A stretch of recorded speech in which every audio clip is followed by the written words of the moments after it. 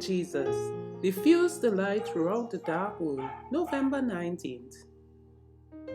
As I was passing through and considering the objects of your worship, I even found an altar with this inscription: to the unknown God.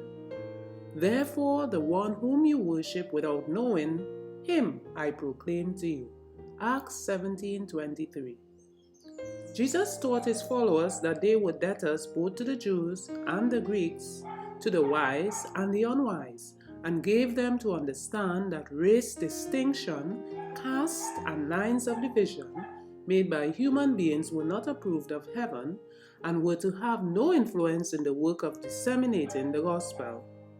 The disciples of Christ were not to make distinctions between their neighbors and their enemies, but they were to regard every person as a neighbor who needed help, and they were to look upon the world as their field of labor, seeking to save the lost. Jesus has given to both men and women their work, taking them from the narrow circle which their selfishness has prescribed, annihilating territorial lines and all artificial distinctions of society.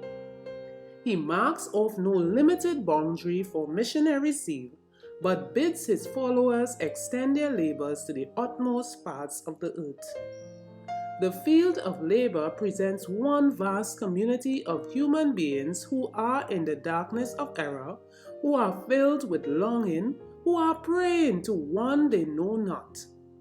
They need to hear the voice of those who are laborers together with God, saying to them, as Paul said to the Athenians, "Whom therefore ye ignorantly worship, him declare I unto you." The members of the Church of Christ are to be faithful workers in the great harvest field. They are to be diligently working and earnestly praying, making progress and diffusing light amid the moral darkness of the world.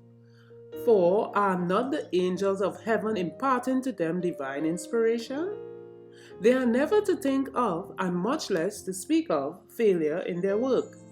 They are to be filled with hope, knowing that they do not rely upon human ability or upon finite resources, but upon the promised divine aid, the ministry of heavenly agencies who are pledged to open the way before them. Angels of God will break the way before us, preparing hearts for the gospel message, and the promised power will accompany the laborer, and the glory of the Lord shall be thy reward. The Review and Herald, October 30th, 1894, from To Be Like Jesus, page 340.